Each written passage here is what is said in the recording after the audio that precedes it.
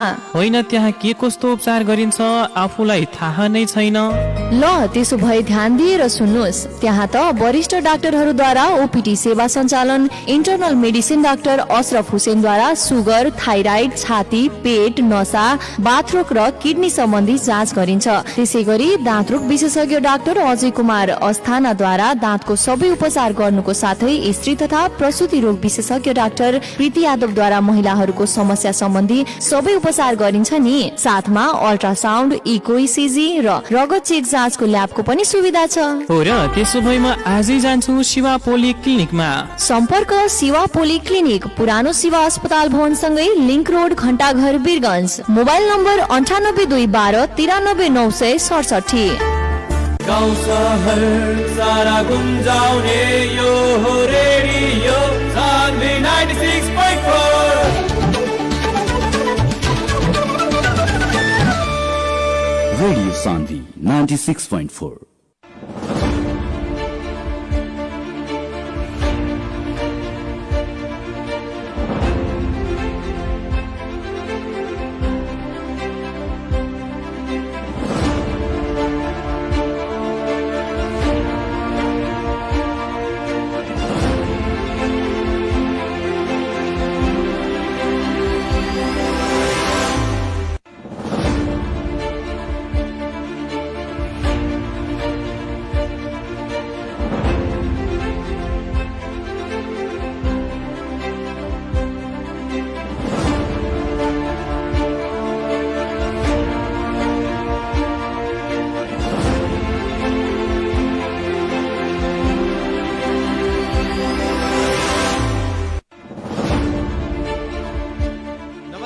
हार्दिक स्वागत बा radio Sanvi 96.4 megahertz के प्रस्तुति कार्यक्रम जन आवाज में। कार्यक्रम जन आवाज के साथ उपस्थित हो चुकल बानी हम कार्यक्रम प्रस्तोता मुकलेश गदी। सीधा बात, प्रश्न विचार, आम जनता के प्रतिनिधिमूलक आवाज कार्यक्रम जन आवाज अपने हरेक दिन सजिया के 7:15 बजे से ये कार्यक्रम सुनते आ रहल बानी और सवेरे 7:30 बजे से 8 बजे तक ये कार्यक्रम सुन रहल बानी। कार्यक्रम जन आवाज के मार्फत आम जनता के समस्या संबंधित निकाय तक पहुंचावे के और उस समस्या समाधान के खातिर संबंधित निकाय के जिम्मेवार और जवाबदेही बनाव के प्रयास भी इस कार्यक्रम के मार्फत से करनी सन। कार्यक्रम जन आवाज के मार्फत देश के समसामयिक राजनीतिक घटनाक्रम, विकास निर्माण, शिक्षा, स्वास्थ्य, कृषि, रोजगारी लगायत आम जनता से सरोकार रखे वाला हरेक समय सान्दर्भिक विषयों पर बहस और छलफल करनी सन। कार्यक्रम जन आवाज के आज के बहस विशेष रूप से हमनी के खास करके वीरगंज महानगर पालिका के शैक्षिक अवस्था और खास में देखल जाए तो माघ 16 गते से संचालन होखे वाला विद्यार्थी सब के खातिर 12 वर्ष से लेकर 17 वर्ष के उम्र के विद्यार्थी सब के खातिर संचालन होखे वाला खूब कार्यक्रम में भी जौन ढिलाई भइल बाटे, कौना कारण से ढिलाई भइल बाटे, एकरा बारे में भी बहस और छलफल करेम सन। और साथ ही साथ कार्यक्रम जन आवाज के आज के बहस में हमनी के विशेष रूप से नेपाल शिक्षक महासंघ वीरगंज महानगर पालिका के अध्यक्ष विनोद मेहता जी से, वैसे ही शैक्षिक प्रशासन महाशाखा प्रमुख अरविंद लाल कर्ण जी से भी बहस और छलफल करेम सन। कार्यक्रम जन आवाज के आज के बहस में सरकार 2079 साल जेठ 4 गते स्थानीय तह के निर्वाचन करे के सरकार आ निर्वाचन आयोग के बीच में सहमति भइल बाटे। जेठ 4 गते बुधवार के दिने एक ही चरण में स्थानीय निकाय के निर्वाचन करेला समझदारी बनल बाटे। प्रधानमंत्री निवास बालुवाटार में प्रधानमंत्री आ मंत्री सहित निर्वाचन आयोग के पदाधिकारी लोग से आज छलफल भइल ख, जेमे प्रधानमंत्री के भी प्रस्ताव रहे कि जेठ 5 गते अभी के 753 स्थानीय तह के जनप्रतिनिधि लोग के कार्यकाल जेठ 5 गते उड़ाए वाला बाटे। जेठ 5 गते से पहले निर्वाचन करेला निर्वाचन आयोग के भी बार बार दबाव आवत लख, वैसा ही प्रमुख प्रतिपक्षी दल के भी दबाव रख, कानूनविद लोग के भी दबाव रख, साथ ही साथ सत्ता गठबंधन के भी जेठ मसांत में चुनाव करे के एगो सहमति भइल रख। लेकिन संवैधानिक और कानूनी जटिलता ना आवे देवे खातिर जेठ 5 गते से पहले चुनाव करे के जौन बात आवत लख आज वही में सहमति भइल बाटे और जेठ 4 गते के दिन बुधवार के एक ही चरण में चुनाव होके के समझदारी भइल बाटे। लेकिन मिति आधिकारिक रूप से तोकल नहीं गई। मंत्री परिषद बैठ के निर्णय करी और आधिकारिक रूप से मिति तोकबे करी। लेकिन अब आवेला नया साल में चुनावी प्रक्रिया और देश चुनाव में जाए वाला भी अवस्था आ चुकल बाटे। कार्यक्रम जन आवाज के आज के बहस और छलफल के खातिर हमने के संपर्क में जुड़ चुकल बानी सन। आज के हमने के अतिथि बानी विनोद मेहता सर, नेपाल शिक्षक महासंघ वीरगंज महानगर कमिटी के अध्यक्ष। सर्वप्रथम कार्यक्रम जन आवाज के आज के बहस में स्वागत करे के चाहे। विनोद सर, स्वागत बा कार्यक्रम में। धन्यवाद। का हो रहल बाटे विनोद सर? का हो रहल बाटे?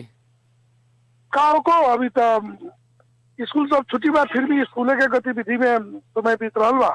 जी, विद्यालय संचालन की अवस्था बतावल जाओ। विद्यालय संचालन की नेपाल सरकार के निर्णय अनुसार 16 गते से 20 गते तक विद्यालय खोले के बात रहे। जी जी। जौन की नेपाल सरकार के आशय रहे कि ये बीच में खूब कार्यक्रम संचालन करके बच्चा सबके खोप देवे के है, लेकिन बीच में खोप के व्यवस्था ना होके के कारण जौन 16 गते से 20 गते तक विद्यालय संचालन करे के बात रहे वो भी स्थगित कर गई बा। जी जी, विद्यालय संचालन में नहीं आज के मिति तक विद्यालय बंद बा। आज के मिति तक विद्यालय सब बंद बड़ा सन। हाँ, लेकिन 16 गते से जौन खोप संचालन करे के जौन एगो निर्णय भई रहे, आदेश आई रहे, वो तो कहीं ना कहीं प्रभावित बाटे। प्रभावित बा कारण अभी तक प्रभावित कहल जाए। जी जी, कौना कारण से माने 16 गते से 20 गते तक संचालन होके वाला खोप कार्यक्रम माने अभी प्रभावित रहलक? ई प्राविधिक कारण ई बा जी, यहाँ जौन खोप के काबे कोविड विरुद्ध के जौन इंजेक्शन बा, जौन खोप बा, वो उपलब्धता ना होके के कारण वो 16 गते से ही शुरुआत ना होके सकल। आज जब खोप के शुरुआत ना होके सकल तो अभी विद्यालय संचालन करे के अवस्था नहीं के नेपाल सरकार के ही निर्णय है, जे के चलते विद्यालय के तत्काल खोप के व्यवस्था ना निखे भइल जब तक खातिर बंद रखल गइल बा। जी, लेकिन आज महानगर पालिका एगो सूचना जारी कैले बाटे जी, एक जौन खोप अभियान कार्यक्रम बाटे एकरा के फिर से संचालन करे के और आगाड़ी बढ़ावे के, काहे कि खोप के अपुग रहलक, खोपे ना आइलक, जेकरा कारण से अपने भी कहनी है कि जौना कारण से कार्यक्रम प्रभावित रहलक। अब एमे बात आ रहल बाटे कि बहुत सारा विद्यालय सब बड़ा सन जौन अभी तक अपन विवरण सब भी नहीं के पेठैले। वो विद्यालय सबके का कहे के चाहे अपनी? देखा जाए विवरण की आवश्यकता नहीं है। अभी के विशेष परिस्थिति से हमनी के गुजर रहल बानी सन। आज जिला प्रशासन कार्यालय में खोप संबंध में भी एगो बैठक रहलक है। अभी हमनी के वीरगंज महानगर पालिका के खातिर खोप के व्यवस्था हो चुकल बा। ऐसे अभी खोप देवे के कार्यक्रम के आगाड़ी बढ़ावल जाओ कह के एगो निर्णय में पहुंचल गई जी। अब एकरा क्रम में 20 गते से लेके 20, 21, 22 तीन दिन फर्स्ट मेथी में कहल जाओ कि पहिलका चरण में 3 दिन खोप के कार्यक्रम चलावे के एगो सहमति भइल। अभी 3 दिन के सहमति में खोप के उपलब्ध हो गया के कारण खोप अभी उपलब्ध हो गया हमने के वीरगंज महानगर पालिका में 3 दिन चलावे के। अभी 3 दिन में जो बात आई तो प्रश्न बात का बा कि पहिल का बात जे विद्यार्थी लोग, जे बाल बालिका लोग एकरा पहले जो पहिलका चरण के खोप चलल, अर्थात जे पहिलका मात्रा खोप के ले लेलक, अब वो दूसर का मात्रा वो लोग के मिले जा रहा बा। आ जे पहिलका मात्रा लेवे में छूट हो गई, ना लेवे सकल, ओकरा के पहिलका डोज देवे के बात बा 20 गते से। तो उहे कार्यक्रम के 20 गते से शुरू होता। ऐसे सारा स्कूल के अभी पठन पाठन बंद बा।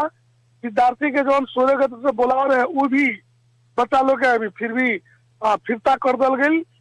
अब हमनी के अपने सबन के माध्यम से, विभिन्न संचार माध्यम से विद्यार्थी और अभिभावक लोग के हमनी के सूचित करे के चाहतनी सन, सूचित कर रहल बनी सन कि 20 गते से जौन खोप कार्यक्रम संचालन होके जा रहल बा, ओमे गार्जियन लोग, अभिभावक लोग भी एकदम सचेत होके अपन बाल बच्चा सबके विद्यालय में खोप लेवे खातिर ही कोविड विरोध के खोप लेवे खातिर वहां सबन भी सक्रिय होकी।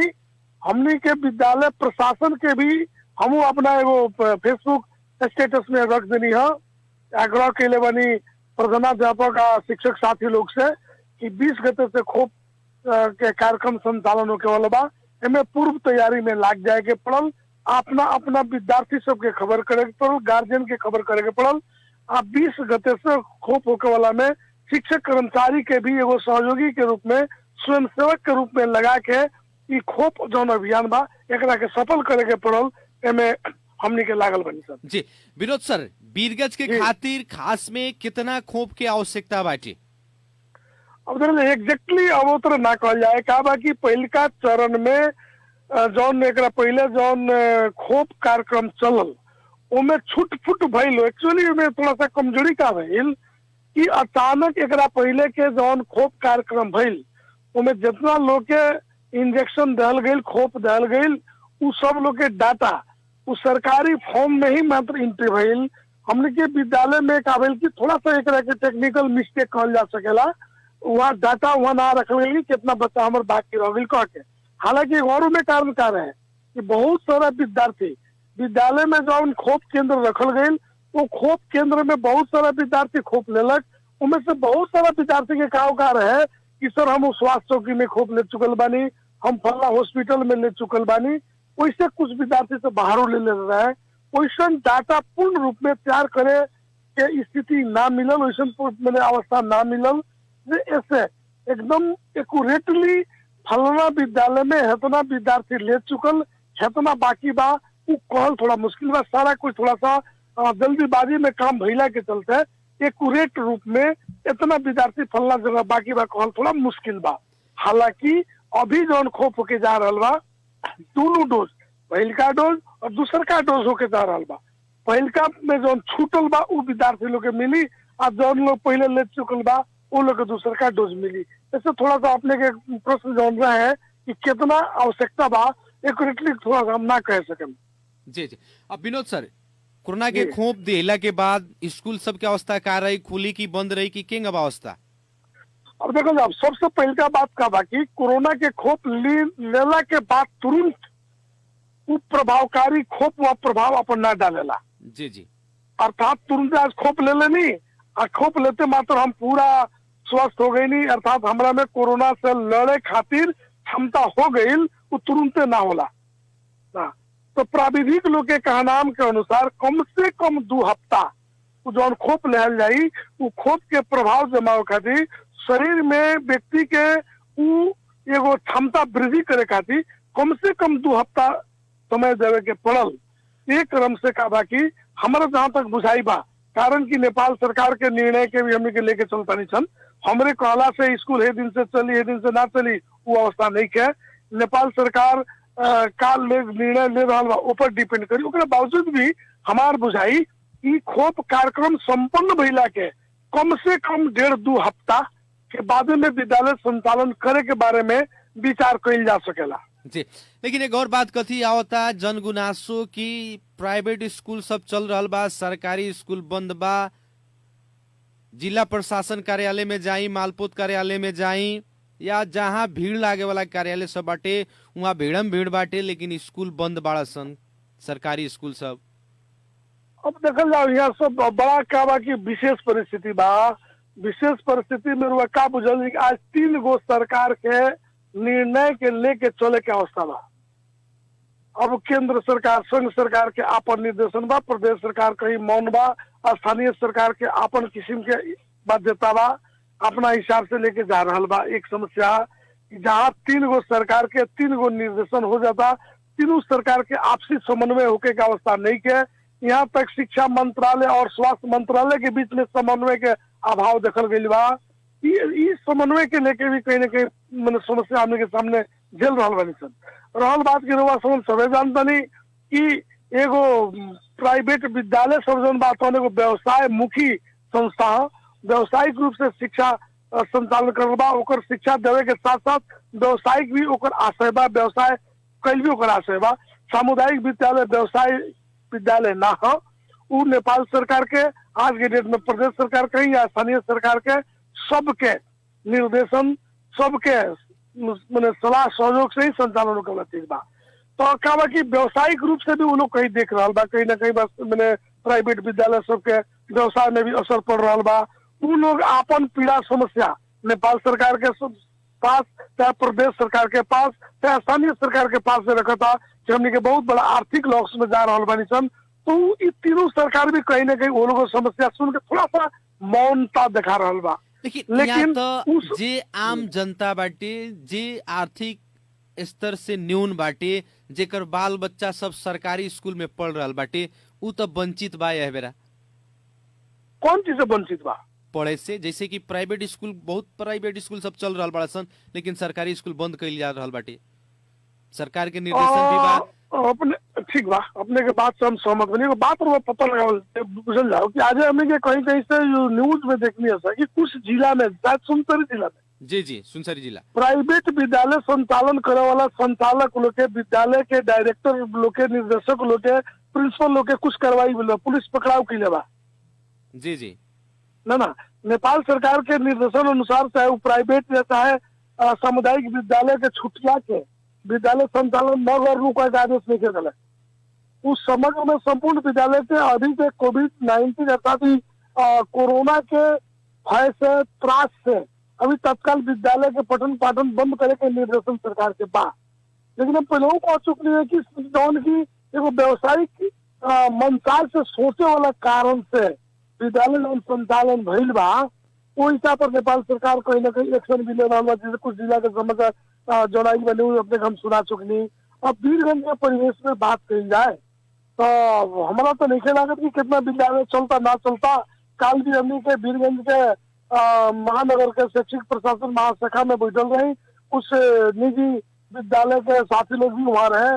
वो लोग आग्रह करें, हम वहाँ छलफल के नहीं सन कि स्वास्थ्य के प्राथमिकता पहले की शिक्षा के प्राथमिकता पहले।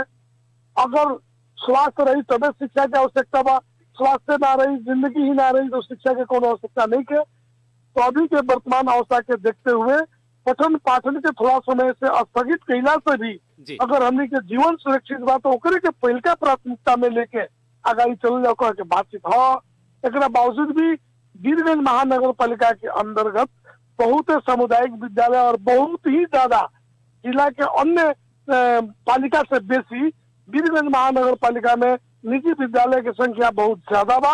अब सब पर निगरानी संभव हम नहीं देखा, या हो सकता कि कुछ जगह पर इन निर्देशन के विपरीत काम हो रहा बा, हो सके नजर में आई लोग ऐसा हमारा अपन बुझाई बा। और ऐसा जे करता ओकरा से हमारा आग्रह बा कि अभी नेपाल सरकार के निर्देशन के साथ साथ अभी के जो गंभीरता बा स्वास्थ्य से लेके आई कोविड-19 के लेके एक पर मद्देनजर रखते हुए हम विद्यालय, निजी विद्यालय के संचालक साथी लोग से हमारा आग्रह बा कि पहले जब तक खोप सब कोई ले लल, सब बच्चा मैंने एकदम खोप ले ले के जब सुनिश्चितता नहीं के हो तब तक खातिर विद्यालय संचालन अगर करता नहीं तो अभी से बंद कर दी, ये हमारे को आग्रह बा। जी विनोद सर, खास में देखल जाए अभी विद्यालय संचालन करे के खातिर जो समस्या सब देखल गई बाटी, खास में देखल जाए तो कानूनी आधार से भी जो सरकार के निर्देशन बा ओकरा के पालना करते हुए विद्यालय सब बंद बाड़ा सन। लेकिन कोरोना महामारी के दौरान सबसे ज्यादा प्रभावित होके वाला क्षेत्र बा तो शिक्षा बाटे और विद्यालय बा। लेकिन ई जौन क्षति अभी हो रहा बाटे, शैक्षिक क्षति विद्यार्थी सबके, एकरा के आवेला दिन में कौना ढंग से आगाड़ी बढ़ला से उस शैक्षिक क्षति सब पूर्ति हुई है? अब देखिए, अब हम तो अभी खास करके वीरगंज महानगर पालिका के संदर्भ में हम ज्यादा बोलल उचित खाने काहे कि हमरा के रुआ जौना हैसियत अभी हमरा से बातचीत कर रहा बानी, हम वीरगंज महानगर पालिका के शिक्षक महासंघ के अध्यक्ष भैला के हैसियत से शिक्षा समिति के एगो प्रतिनिधि, एगो सदस्य भैला के हैसियत से हम बोल रहा बानी कि हमने के वीरगंज नगर पालिका या हमने के बुझल जाओ कि हमने के जिला ही गत एकरा पहले के जौन महामारी के जौन एगो अथी रहे, एकरा पहले के जौन एगो प्रवाह रहे, वो अनुसार वो जैसन ओकरा जैसन अभी के इस जौन फेज बा उतना हानिकारक फेज नहीं के, उतना आतंकित फेज नहीं के। अभी हमने के जिला एगो ग्रीन जोन में बा, रेड जोन में नहीं के। ऐसे सकभर हमनी के अभी विद्यालय संचालन कई जाओ कह के हमनी के प्रयास रहे, लेकिन नेपाल सरकार के निर्देशन अपने के खास करके संचार माध्यम सबके भी एगो प्रेशर, हालांकि विद्यालय हमनी के पता लगा लीम कि जौना बेला से नेपाल सरकार के एगो निर्देशन भेल कि 15 गते सम्म विद्यालय बंद गर्नु, पठन पाठन बंद गर्नु कह के, ओकरा बावजूद भी वीरगंज महानगर पालिका में कुछ दिन तक विद्यालय के हमनी के संचालन के निरंतरता चले नहीं सन ना।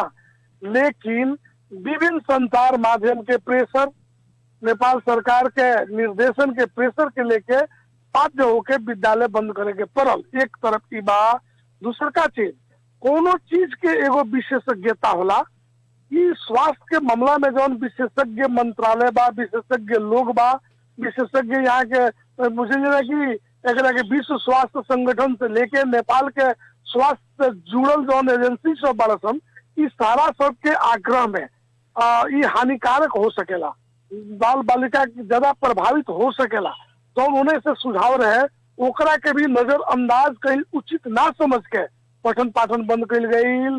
अपने के कहा विभिन्न जगह पर भीड़ भाड़ के अवस्था बा, नजर से देखा जाए तो जिला प्रशासन कार्यालय में और वह जाके देखा जाए तो पूरा मेला के जैसन देह पर चढ़ा ऊपरी बा, मालपोत कार्यालय में जाई चढ़ा ऊपरी बा, यातायात कार्यालय में जाई चढ़ा ऊपरी बा, तो वहाँ कोनो दिक्कत नहीं है। बाल बालिका में क्या दिक्कत बा, ऐसा प्रश्न उठल स्वाभाविक बा।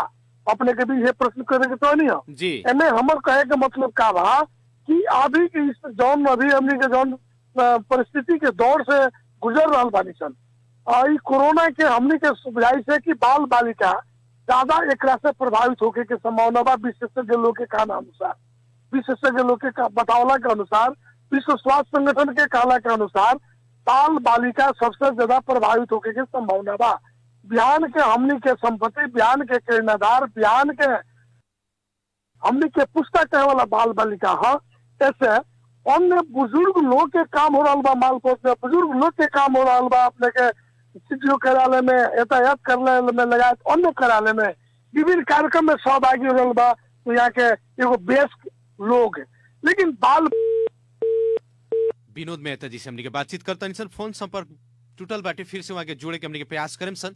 कार्यक्रम जनआवाज के आज के बहस में विशेष रूप में हमने के चर्चा करती सन। देखल जाए तो अभी कोरोना महामारी के जौन तीसरका लहर चल रहा बाटे और ये लहर के कारण से अभी विद्यालय सब बंद बाड़ा सन।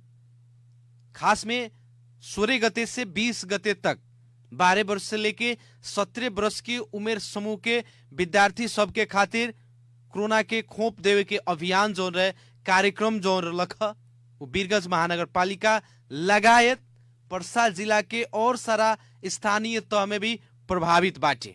एकरे पर हमने के बातचीत करती है सर। विनोद सर जी जी, अब बात कथी आवता कि खास में यदि खोप, अब हमने के शुरू में भी बात करनी है सर कि यदि खोप ही जौन हमने के 20 गते से शुरू होके वाला बाटे और इस समापन होता ओकरा 1-1.5 हफ्ता के बाद या 2 हफ्ता के बाद से विद्यालय संचालन हुई है सर।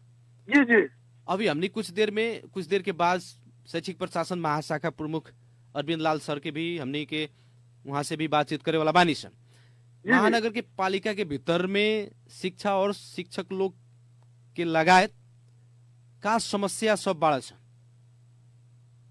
देखा जाए समस्या तो कुछ नहीं किया हमने के, मान ली कि नेपाल सरकार के एगो कर्मचारी के हैसियत में काम कर रहा बानी सन जी। नेपाल सरकार के जौन योजना बा, जौन कार्यक्रम बा, वो कार्यक्रम में काम करे के हमने हरदम तत्पर और तैयार बानी सन।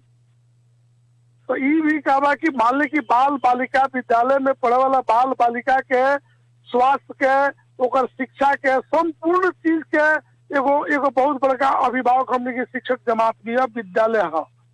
तो हमने के विद्यालय और शिक्षक जमात बच्चा सबके अभी के जो महामारी चल रहा बा, वो बच्चा सबके महामारी से सुरक्षित रखे के हमने के दायित्व है। हमने चिंतित बानी सन, व्यग्र बानी सन कि हमारे कोनो भी बच्चा कोनो भी बीमारी से ग्रसित मत हो, ओकर कोनो भी ओकरा स्वास्थ्य के कोनो किस्म के हानि ना पहुंचो। हमारे कुछ गुनासो सब आ रहल बा सन कि जे मास्टर लोग के तलब मिलते बा, बच्चा सब पढ़सन चाहे ना पढ़सन कोनो मतलब नहीं है। अच्छा सुनल जाए प्रजातांत्रिक मुल्क है, सब प्रजातंत्र से जुड़ल लोग बा, ये हिसाब से अगर कोई कुछ एक किस्म से कहता तो ओकरा प्रति हमारे कोनो टीका टिप्पणी और प्रतिक्रिया नहीं है।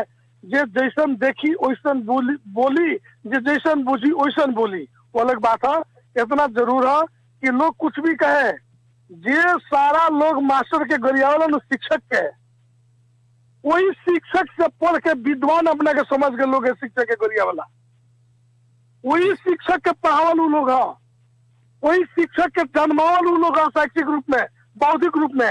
और शिक्षक के गरियाई, बुझी नहीं, शिक्षक के 50 को आरोप लगाई, तो सारा का बाकी हाँ कोई लागेला कि शायद हमने शिक्षक लोग वो गरियावे वाला लोग है, शिक्षक के अनाप शनाप बोले वाला लोग है, शायद कब कब हमरो महसूस होला कि सही संस्कार देवे ना सकनी सन, हमने सही शिक्षा देवे ना सकनी सन, वो लोग है अनाप शनाप बोले के सिखा देनी सन। संस्कार एगो शिक्षक के काम मर्यादा बा, शिक्षक के एगो का पोजिशन होके के चाहिए, वो चीज सिखावे ना सकनी सन जितना लोग के हमने के शैक्षिक रूप में जन्मनी सबनी मास्टर लोग। बस इतने में जवाब है, आगे बोल जाओ और प्रश्न पूछो। विनोद सर, जाते जाते जी। रेडियो सानवी 96.4 मेगाहर्ट्ज के मार्फत से का कहे के चाहे? जी, हम अभी ये काम कि अभी के परिस्थिति में, विशेष परिस्थिति से हमने गुजर रहा बानी सन। ई कोरोना महामारी से पूरा संसार त्रसित बा, ये हमरा कहे के बड़ी सारा दुनिया जान रहा बा। और शक भर सब कोई के हमारे सब लोग से आग्रह बा, संपूर्ण अभिभावक लोग से अनुरोध बा, ई रेडियो सुन रहा संपूर्ण महानुभाव लोग से अनुरोध बा कि एगो ये अभियान के रूप में जौन अभी कोरोना विरुद्ध के जौन खोप कार्यक्रम चले जा रहा बा, एमे सबको सहयोग की आवश्यकता बा। विद्यालय के प्रबंधन जाने के पहले भी ना करने के हम फेसबुक में हम पोस्ट कर चुकल बानी कि सरकारी एजेंसी सब जन बा, सरकारी निकाय बा सब जन बा, तो अपना हिसाब से अपना स्तर से सब लोग प्रयास में लागल ही बा। एमे सामाजिक संस्था, साथ साथ संपूर्ण अभिभावक लोग, संपूर्ण विद्यार्थी लोग और खास करके हम अपना शिक्षा से जुड़ल संपूर्ण प्रिय मित्र लोग से, सहकर्मी सहधर्मी साथी लोग से अनुरोध करम कि अपना अपना स्तर से पूर्ण रूप से कोई भी बच्चा हमारा विद्यालय में पढ़े वाला या 12 बरस से लेकर 17 बरस उम्र समूह के विद्यालय में ना पढ़े वाला कोनो भी बाल बच्चा अभी जौन खोप संचालन होके जा रहा बा, पहल का और दूसर का डोज, ऐसे कोई भी वंचित ना रहो। इसमें सब लोग के आत्मीय रूप से सब लोग के सहयोग सहकार के आवश्यकता बा। हम अपेक्षा करें कि सारा लोग के सहयोग में हुई, सब लोग के नजर में कौन लड़का पहुंचे बहुआ तू कोरोना के सुई ले ली है कि ना ले ली है, अब निखिल चल फल्ला जगह, जैसे बुझल स्कूल में करी ना, घंटा घर में, आदर्श नगर में, नारायणी में, भवानी में, गिविंग हॉस्पिटल में भी एक केंद्र कायम कर गई बा। सारा केंद्र में विद्यालय में पढ़े वाला के विद्यालय में संभव नहीं के भाई विद्यालय बाहर के केंद्र में, इस सारा केंद्र में पहुंचा के सहयोग करके संपूर्ण बाल बालिका के जीवन रक्षा खातिर ई कोरोना विरुद्ध के पहल का या दूसर का डोज प्रति दिवार के प्रयास में सबको सहयोग होखो, ई हमार सब सारा लोग से आग्रह बा। ई कार्यक्रम चला के ईसन एगो मैसेज संदेश इस समुदाय के समाज के पहुंचावे खातिर जौन हमारी जौन कार्यक्रम सानवी रेडियो से चल रहा बा, हमारी दिलसान बाबूजी जौन कार्यक्रम चला रहा बारन, ये लोग के भी हमारे तहे तहे दिल से धन्यवाद बा कि कम से कम अभी विशेष परिस्थिति में ये विशेष कार्यक्रम चला के संपूर्ण श्रोता लोग के, संपूर्ण जन समुदाय के एगो सचेत करे के जो कार्यक्रम हो रहा बा, एकरा खातिर हम रेडियो सानवी अभी के कार्यक्रम के प्रस्तोता मुकेश गदी के हम बहुत बहुत तहे दिल से आत्मा से हम धन्यवाद और आभार व्यक्त करे के चाहे। जी बहुत बहुत धन्यवाद सर, समय देनी एकरा खातिर धन्यवाद जी। नमस्कार आदरणीय जन समुदाय, कार्यक्रम जन आवाज के बहस और छलफल खास करके देखल जाए तो अभी कोरोना संक्रमण के तीसरका महामारी चल रहा बाटे, जेकरा कारण से प्रभाव हरेक क्षेत्र में पड़ रहा बाटे। अब सबसे ज्यादा प्रभाव देखल जाए तो विद्यालय सब में, कॉलेज सब में पड़ रहा बाटे। विद्यालय एगो ऐसा जगह जहां सबसे ज्यादा प्रभावित होखे वाला स्थल, काहे कि वहां बाल बालिका सब रहेला। स्वाभाविक बाटे अभी के जौन दौरान बाटे, ये दौरान में, ये महामारी के समय में विद्यार्थी सबके शैक्षिक क्षति सब हो रहा बाटे, पर अभी के जौन सिचुएशन बा, अवस्था बाटे, वो अवस्था के मद्देनजर रखते हुए शैक्षिक प्रशासन महाशाखा भी लगायत देश के जिम्मेवार निकाय सबसे जो निर्देशन देहल गइल बाटे उहे निर्देशन के मुताबिक विद्यालय सब बंद बाड़ा सन। लेकिन 16 गते से लेके 20 गते तक विद्यालय में संचालन होके वाला खोप अभियान भी विभिन्न कारणवश स्थगित लख, लेकिन फिर से वो शुरू होके वाला बाटे। महानगर पालिका के तैयारी के अवस्था का बाटे एकरा विषय में बातचीत करे के खातिर हमने के फोन संपर्क में जोड़ चुकल बानी सन हमने के शैक्षिक प्रशासन महाशाखा वीरगंज के प्रमुख अरविंद लाल कर्ण जी के।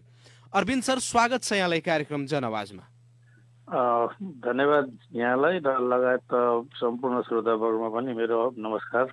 हजुर सर, खासमा हेर्दाखेरि अहिले कोरोना संक्रमणको तेस्रो लहर चलिरहँदाखेरि त्यसको संक्रमण फैलिन नदिनका निमित्त विद्यालयहरू बन्द छन्।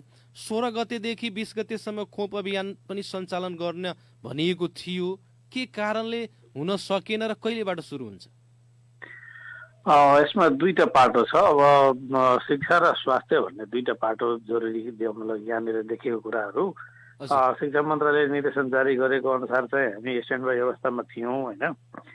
तर खोप चाहिँ पर्सा जिल्लामा चाहिँ नआइपुगेको कारणले गर्दाखेरि 16 गतेबाट यो सम्भव भएन। आज मात्र हाम्रो जिल्ला प्रशासन कार्यालयमा बैठक थियो र बल्ल आज खोप आयो भनेर समाचार पाएपछि हामी तुरुन्त नै बैठक गरेर अब भोलि बिदा पनि भयो र भोलि एक दिन हामीले तयारी पनि गर्न लाग्छ भनेर पर्सि 20 गतेबाट चाहिँ हामीले यसलाई 3 दिन चाहिँ अभियानको रूपमा चलाउने र तत्पश्चात चाहिँ हामीले केही कारणवश यदि बच्चाहरू छुट्यो अथवा कुनै कारणले चाहिँ बाँकी रहेको छ भने तिनलाई पनि निरन्तरता दिने, कति दिन थप्ने भन्ने कुरा चाहिँ पछि निर्णय गरेर गर्ने भन्ने कुरो छ।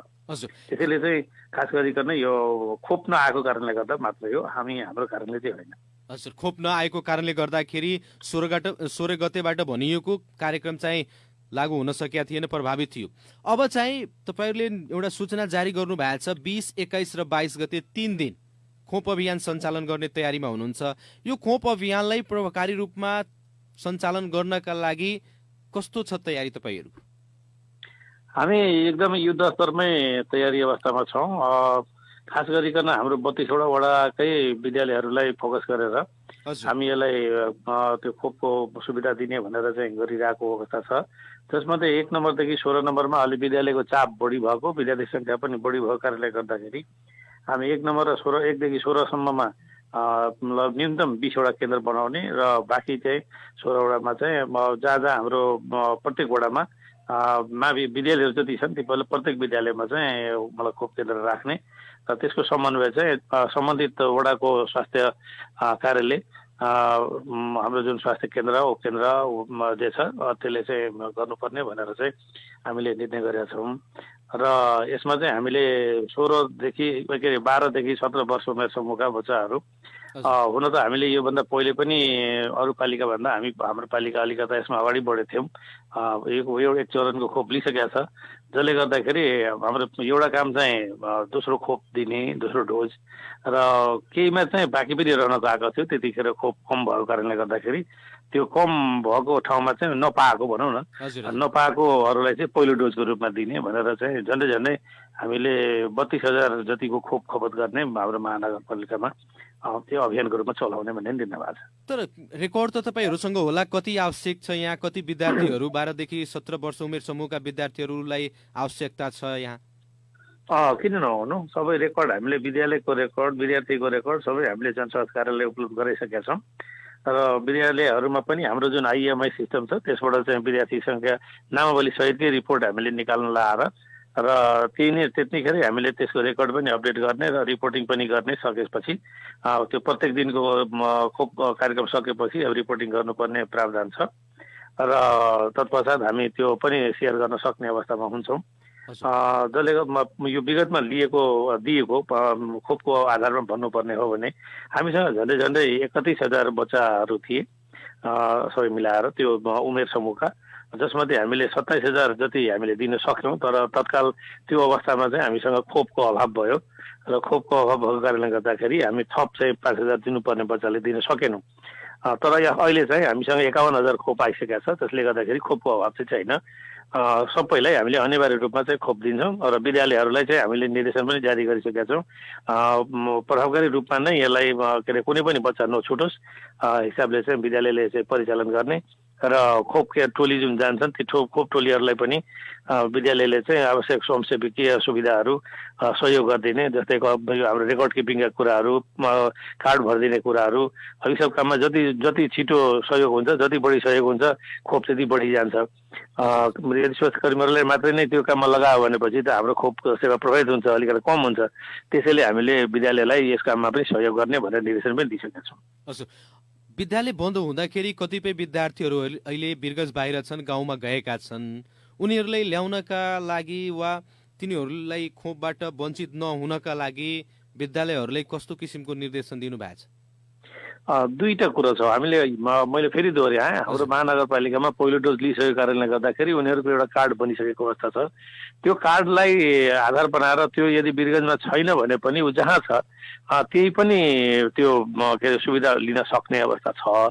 किनभने यो हाम्रो अभियानको रूपमा जहाँ जहाँ यो मोडर्ना खोप आएको छ त्यसमा चाहिँ लिन सकिने सुविधा छ। यो फलान ठाउँको मान्छे हो, लिन पाइँदैन भन्ने किसिमको छैन। र पनि हाम्रो अनुरोध के छ भने सम्बन्धित विद्यालयले नै आफ्नो विद्यार्थीहरूलाई एकत्रित गरेर आफ्नै ठाउँमा गर्दा चाहिँ अलि प्रभावकारी हुन्थ्यो, रेकर्ड किपिङहरू पनि राम्रै हुन्थ्यो भन्ने हिसाबमा चाहिँ त्यो विद्यालयले नै जिम्मा दिएको त्यसरी नै हो। हजुर, यो खोप अभियानभित्र सामुदायिक र संस्थागत दुवै विद्यालय संलग्न हुन्छन्? हजुर। अब खासमा हेर्दाखेरि अब यो 3 दिन खोप सञ्चालन भइसकेपछि को अवस्था के हुन्छ? विद्यालय खोल्नेतिर महानगरपालिका जान्छ कि के हुन्छ? यसमा तत्काल नै खोलिसक्ने अथवा खोल्ने भन्ने हाम्रो भन्दा पनि हामीले दुईटा कुरा हेर्नुपर्ने हुन्छ। हाम्रो केन्द्रीय निर्देशन के छ त्यसलाई पनि हामीले मान्नुपर्ने, पालना गर्नुपर्ने हुन्छ। दोस्रो कुरो, खोप लाग्ने बित्तिकै इम्युनिटी बढ्यो भन्ने पनि हुँदैन, केही समय लाग्छ।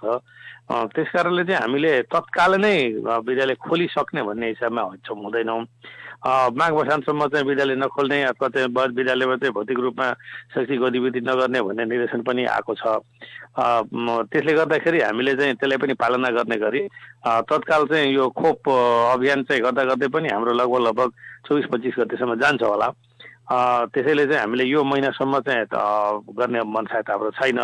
र पनि चाहिँ कुनै कारणले हाम्रो विद्यालयहरूमा कसैको परीक्षा बाँकी छ भने त्यस्तो कुराहरू चाहिँ हाम्रो स्वास्थ्य मापदण्डहरू अपनाएर चाहिँ गर्न सकिने कुरा चाहिँ छ। त्यसको लागि चाहिँ हामीले नगरपालिकाबाट निर्णय गर्नुपर्ने हुन्छ र त्यो नगरपालिकाबाट निर्णय भएपछि मात्रै त्यो जारी हुन्छ। कहाँ कहाँ त्यो अवस्था छ, परीक्षा नलिएको स्कुलहरू कुन कुन हुन् अथवा परीक्षा लिनुपर्ने स्कुलहरू कुन कुन हुन्, त्यस्ता चाहिँ विद्यालयहरूलाई पहिचान गरेर गर्नुपर्ने कुराहरू पछि गर्ने हो। र विद्यालय सञ्चालनै गर्ने, भौतिक रूपमा पठन पाठन गर्ने कुराहरू चाहिँ अहिले तत्काल चाहिँ लागू छैन। हजुर, अरविन्द सर, कतिपय गुनासाहरू आइराखेका छन्, जस्तै कि भिडभाड हुने जुन कार्यालयहरू छन्, मान्नुहोस् जिल्ला प्रशासन कार्यालय भयो, मालपोत कार्यालय भयो, लगायत जहाँ बढी जनसम्पर्क भएका कार्यालयहरू छन् त्यहाँ भौतिक रूपमै भिडभाड हुने गरेको छ। तर विद्यालय चाहिँ बन्द छ, विद्यार्थीहरू प्रभावित छन्, यस्तो कुरा पनि आइराखेको छ।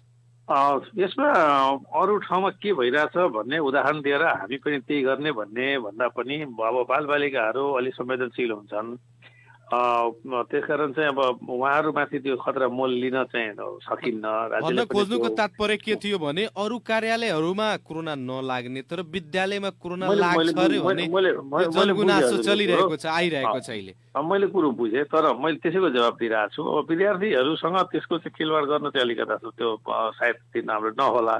अब हामीले पनि बिचमा एकचोटि चाहिँ खोल्दाखेरि पनि धेरै प्रतिक्रियाहरू आएको थियो। बच्चाहरूको स्वास्थ्यमाथि चाहिँ यसो भयो उसो भयो भनेर हिसाबमा चाहिँ यहाँ त दुईटै कुरा छन्। मतलब सुविधा पनि दिँदा पनि नदिँदा पनि खोल्दा पनि बन्द गर्दा पनि हामी चाहिँ क्रिटिक्समा त रहन्छौँ नै।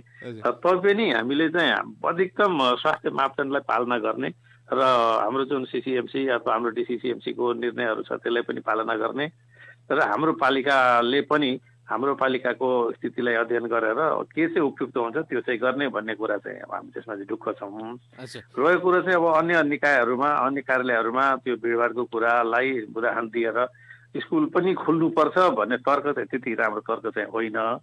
बच्चाहरू साना हुन्छन् र त्यसमा पनि तपाईँको मतलब 5 देखि तलको बच्चाहरू त खोप दिइन्छन् नि त अहिले। हामी अहिले के अरे 12 वर्ष भनेको छौँ भनेपछि झन्डै त्यो 6 क्लासभन्दा माथिको बच्चाहरूको उमेरलाई देखाउँछ। त्यसैले चाहिँ त्यो एउटा ठुलो जमात जुन के अरे 1 देखि 5 क्लाससम्मको बच्चा छ अथवा 0 देखि 5 सम्मको बच्चा छ त्यो त प्रभावित रह्यो नि त। त्यही भएर अरू निकायहरूसँग विद्यालयलाई तुलना गर्न मिल्दैन, सकिन। हजुर, खासमा एउटा कुरा अझै के छ भने कतिपय प्राइभेट स्कुलहरू सञ्चालनमा छन्, चलाइराखेका छन्, तर पूर्ण रूपमा सामुदायिक विद्यालयहरू बन्द छन्, त्यहाँका विद्यार्थीहरूले पढ्न पाइराखेका छैनन् भने गुनासो कतिपय अभिभावकहरूको छन्। यसको बारेमा के भन्न चाहनुहुन्छ?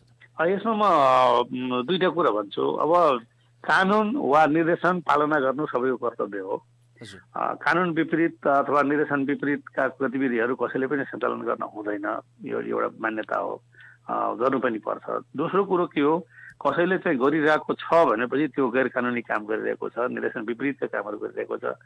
र हामीले कुनै पनि स्कुलहरूलाई चाहिँ तपाईँ भौतिक रूपमा पठन पाठन गर्नुहोस् भनेर भने पनि छैनौँ र अहिलेसम्म हामीले त्यसरी चाहिँ सञ्चालन भएको जानकारी चाहिँ आएको छैन। आज मात्रै केही ठाउँमा चाहिँ सञ्चालन भएको भन्ने जानकारी आएपछि हामीले बन्द पनि गर्न लगाएका छौँ। त्यस्ता हेडसरहरूलाई हामीले फोनबाट पनि चाहिँ नगर्नुहोस् यस्ता कामहरू चाहिँ भनेर चाहिँ भनेका छौँ।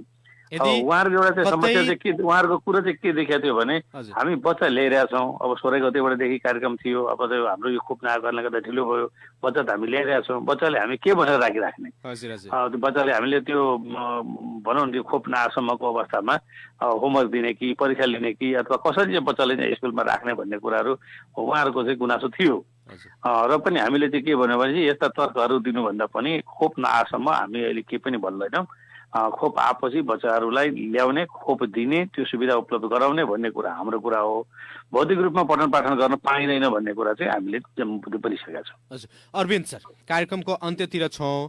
यो 20 गतेबाट सञ्चालन हुने खोप अभियानलाई प्रभावकारी रूपमा सञ्चालन गर्नका निमित्त यस कार्यक्रम मार्फत आम जनता, विद्यार्थी, अभिभावक, विद्यालयलाई के भन्न चाहनुहुन्छ तपाईँ?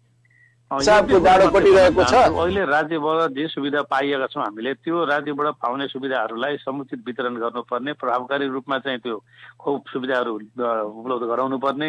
यसमा सबैजना आफ्ना बच्चाका गार्जियन पनि, विद्यालयका शिक्षक, विद्यालय व्यवस्थापन लगायतका सम्पूर्ण त्यसमा लागेका सबै स्वास्थ्य कर्मीदेखि सम्पूर्णको चाहिँ दायित्व बन्न आउँछ र जो जहाँ छ त्यही खोप उपलब्ध गराउने, सुविधा उपलब्ध गराउने।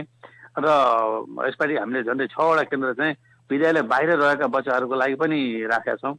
त्यहाँ पनि अब स्कुलमा छैन, बच्चा पढिरहेको छैन, स्कुल बाहिर छ भने त्यसका लागि पनि हामीले त्यो उमेर समूहका बच्चा छन् भने त्यसलाई हामीले सम्बन्धित केन्द्रमा, नजिकको केन्द्रमा चाहिँ खोप सुविधा उपलब्ध गराउने आह्वान पनि गर्न चाहन्छु। अरविन्द सर, खोप केन्द्रको कुरा जोड्नुभयो, थोरै म यहाँ जोड्न चाहन्छु। खोप केन्द्रहरू कहाँनिर छन्? अब 16 वटा वडामा मैले भनिने जस्तै प्रत्येक दिन हाम्रो चाहिँ त्यो रुटिन प्रकाशित हुन्छ। 20 गते कुन स्कुलमा जाने भन्ने कुरा हाम्रो सेड्युल प्रकाशन हुन्छ, त्यो चाहिँ प्रकाशन गर्छौँ। आज भोलि उसको प्लानिङ हुँदैछ। त्यस्तै 21 गते कुन स्कुलमा चाहिँ त्यो खोप केन्द्र हुन्छ त्यसको पनि हामी रुटिन निकाल्छौँ। 22 गते पनि त्यसरी नै निकाल्छौँ। सकिसकेपछि त्यहाँनिर चाहिँ यदि थोरै विद्यार्थी भएको स्कुल छ भनेपछि नजिकका विद्यालयहरूबाट त्यहाँनिर चाहिँ ल्याउने कुरा पनि त्यसैमा हुन्छ। जस्तै आधारभूत विद्यालयहरू छ भने आधारभूत विद्यालयमा अलिक कम सङ्ख्यामा हुन्छन् भने ती उमेरसँगका बच्चाहरूलाई पनि त्यो नजिकको पाएक पर्ने केन्द्रमा चाहिँ उपलब्ध गराउने भन्ने कुरा पनि त्यहाँ राखिएको छ। र खास गरिकन जुन 6 वटा केन्द्र मैले भने विद्यालय बाहिर रहेकाहरूको हकमा घण्टाघर, आदर्श नगर, त्यो हाम्रो ग्रिन सिटी, त्यो हाम्रो सामुदायिक के अरे प्रहरीको हुन्छ त्यहाँ, र एउटा हाम्रो भवानी अस्पताल, तराई हस्पिटल गरिन्छ। 6 वटा चाहिँ हाम्रो चाहिँ विद्यालय बाहिर रहेका बच्चाहरूको लागि पनि त्यो 6 वटा केन्द्र छ। 20 वटा केन्द्र हाम्रो चाहिँ त्यो प्रत्येक स्कुलमै हुन्छ र कुन दिन कुन स्कुलमा हुन्छ भन्ने हामी सूचना प्रकाशन गर्छौँ। हस्, कार्यक्रम जनआवाजको लागि समय दिनुभयो, त्यसको लागि तपाईँले धेरै धेरै धन्यवाद। मेरो कुरा पनि सुनिदिनु भयो, त्यसको लागि बहुत बहुत धन्यवाद। हस्, नमस्कार आदरणीय जनसमुदाय। कार्यक्रम जनआवाज के आज के बहस विशेष रूप से हमने के खास करके अभी महामारी के कारण से विद्यालय सब बंद बाटे और 16 गते से स्कूल सब में कोरोना के खोप संचालन करे वाला कार्यक्रम रहे, लेकिन खोप उपलब्धता के कारण से अभाव से वो कार्यक्रम जो 16 गते से रहे वो स्थगित रख और अब 20 गते से काहे कि बिहान 19 गते सार्वजनिक विदा भइला के कारण से 20 गते से 3 दिन तक खोप अभियान संचालन हो रहा बाटे, जेकरा खातिर 26 गो खोप केंद्र महानगर पालिका के भीतर संचालन हुई। खास में 20 गो जौन विद्यालय सबके खातिर और 6 गो जे विद्यालय के बाहर बाल बालिका सब बाटे 12 वर्ष से लेके 17 वर्ष के भीतर के ओकरा खोप नहीं खे मिलल, अच्छा नहीं खे लेलक या एक गो डोज ले ले बा, दूसर का डोज के खातिर 6 गो खोप केंद्र जौन बाहर संचालन हुई और 20 गो खोप केंद्र महानगर पालिका के भीतर में रहल जितना भी सामुदायिक आ संस्थागत विद्यालय सब बड़ा सन, सब विद्यालय के पहुंच के आधार पर रोटेशन अनुसार 3 दिन ये कार्यक्रम संचालन हुई। एक विषय में हमनी के बातचीत और बहस और छलफल कैनी सन और आज के बहस और छलफल में हमनी के समय देनी है कार्यक्रम जन आवाज के खातिर 2 गो अतिथि हमनी के रनिया लोग।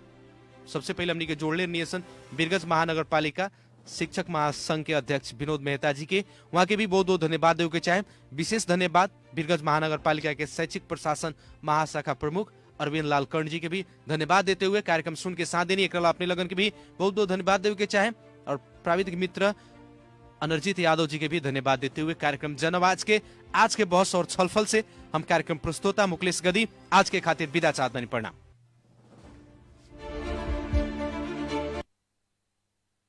गाउँ सहर सारा गुन्जाउने यो हो